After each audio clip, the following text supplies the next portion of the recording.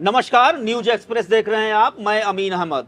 दो राज्यों के चुनाव के रिजल्ट आ रहे हैं, मतगणना हो रही है और जो है 5 से 6 राउंड की मतगणना हो चुकी है और जो है अभी जो है 10 से 12 राउंड की और मतगणना बाकी है। अमूमन देखा जाता है कि जो है विधानसभा चुनाव और लोकसभा के चुनाव में जो है ये मतगणना का जो सेगमेंट है वो 15 से 16 जाता है और इससे ज़्यादा नहीं जाता। तो अब लगभग ये क्लियर होने लगा है कि झारखंड में जो है झारखंड मुक्ति मोर्चा यानी हेमंत सोरेन जी जो है दोबारा आ रहे हैं। लेकिन जिन बातों की चर्चा हो रही है और उस चर्चा के लिए हमारे साथ हैं पंकज परसून जी। हम इस चुनाव में एक ऐसी कड़ी की चर्चा कर रहे हैं जिसने वहां पे जो है एक तरफ से भूचाल ला दिया है।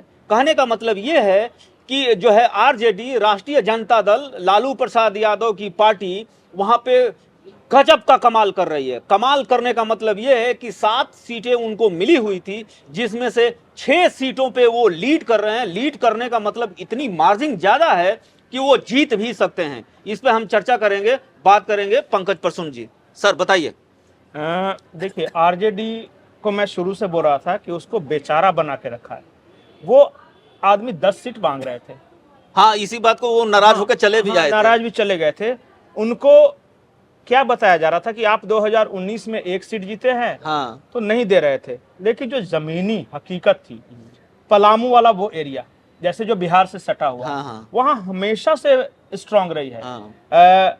पलामू, वो सीट वहां से सांसद भी रहे थे घुरन राम। हाँ। उसके बाद विश्रामपुर वाला इलाका, उसके बाद आप देख लीजिए गढ़वा, वहां भी आरजेडी बहुत मजबूत थी। अब गिरिनाथ सिंह को इस बार टिकट नहीं दिया। हाँ, वो बेचारे निर्दलीय लड़े। हाँ, निर्दलीय लड़ गए। उसके बाद आप देवघर वाला इलाका हाँ। लीजिए, देवघर हो गया, गोड्डा हो गया। अरे प्रदीप यादव जिस सीट से आज कांग्रेस से वो लड़ रहे हैं, वो सीट भी आरजेडी की हुआ करती थी। हाँ। देखिए, यहाँ यादव मुस्लिम जनसंख्या अच्छी है। हाँ। तासीर जो है वहां की राजनीति की बिहार वाली है, क्योंकि बिहार से सटा हुआ इलाका। उसी सर्किल का वो मांगे थे। अच्छा, कोडरमा जैसा हाँ, सीट। कोडरमा में मैं आखिरी बार देखा था तो मात्र 600 या 383 वोट से नीरा यादव आगे थी। वहां हमेशा से, बताइए, रमेश सिंह हमेशा से वहां रहे। उनकी पत्नी अन्नपूर्णा देवी आज केंद्रीय मंत्री है। वो कोडरमा से हमेशा जीती। और इसलिए नहीं जीती है कि वो बीजेपी में आगे इसलिए जीत रही है, वो ऐसे भी जीतती थी। वो विधायक थी वहां पर। अब चूंकि अब मैं एक बात और कहूंगा कि पता नहीं क्यों लालू यादव या तेजस्वी जी झारखंड पे इतना नहीं ध्यान दे रहे हैं। झारखंड में आज भी जो सीटें हैं, जो वहां का जो डेमोग्राफी है, जो सामाजिक संरचना मतलब है, वो बिहार इनकी पार्टी को सूट करता है। इंटीग्रल पार्ट था ना, और ध्यान देना तो वो 8-10 सीटें आराम से जीत सकते हैं। अभी देखिए ना, 7 सीट पे चुनाव लड़े, 5 या 6 जीत रहे हैं। 6 जीत रहे। इससे बढ़िया स्ट्राइक रेट किसी का नहीं। और सबसे कम चर्चा होती है वहां पे। स्थानीय मीडिया में भी, नेशनल मीडिया में भी, झारखंड में आरजेडी बोला नहीं, झारखंड में आरजेडी नहीं है, वो तो हेमंत सोरेन का है। अरे जहां ट्राइबल्स हैं वहां हेमंत सोरेन नहीं, वहां हेमंत सोरेन है। लेकिन जहां ट्राइबल्स नहीं है, जहां बिहार की तरह राजनीति होती है, वहां आरजेडी है।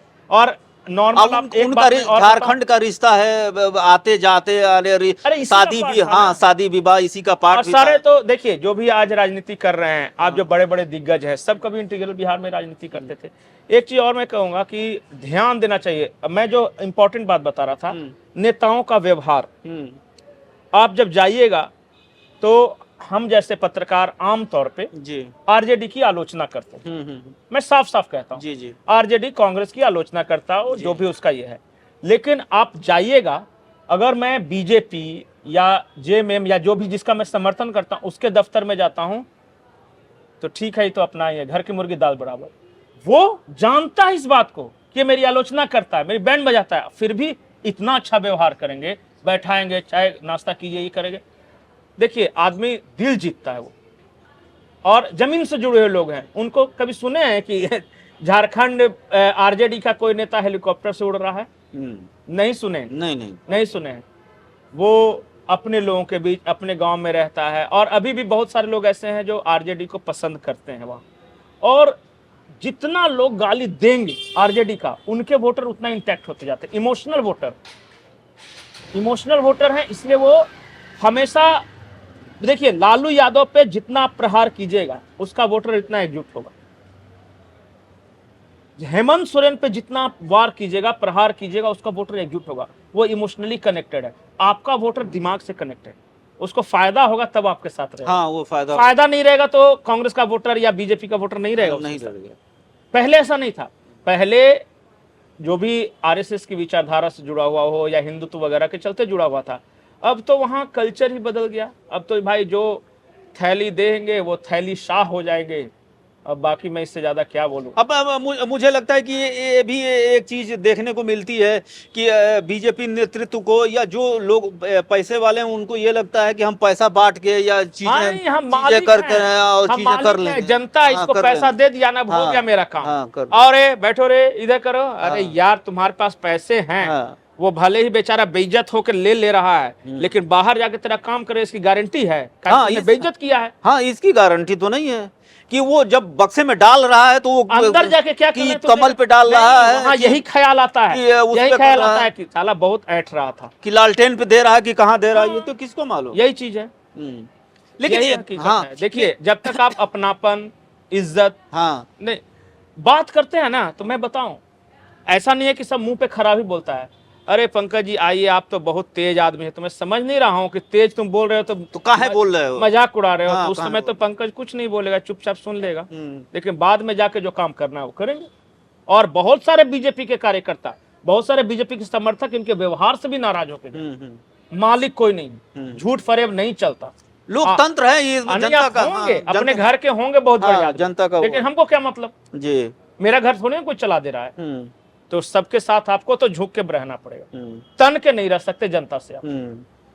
और ये पहले जब सत्ता में हुआ करती थी तो कांग्रेस के बारे में कहा जाता था, अब वो कल्चर भाजपा में आ गया है। ऐसे बैठते हैं, ऐसे व्यवहार करते हैं कि जैसे कि वो बहुत बड़ा राजा है। अरे दो चुनाव लगातार हार रहे हो, झारखंड में विपक्ष में हो और समझ में नहीं आया है। और ये एक चीज ये भ्रम फैलाया जाता है सोशल मीडिया में कि पूरा जमीनी हकीकत, पूरा डाटा, उन्हीं को सब पता है। पूरा डाटा, सारा एजेंसी, सारा सोशल मीडिया उन्हीं को है। और बाकी जो गांव में आदमी घूम रहे हैं बेवकूफ है।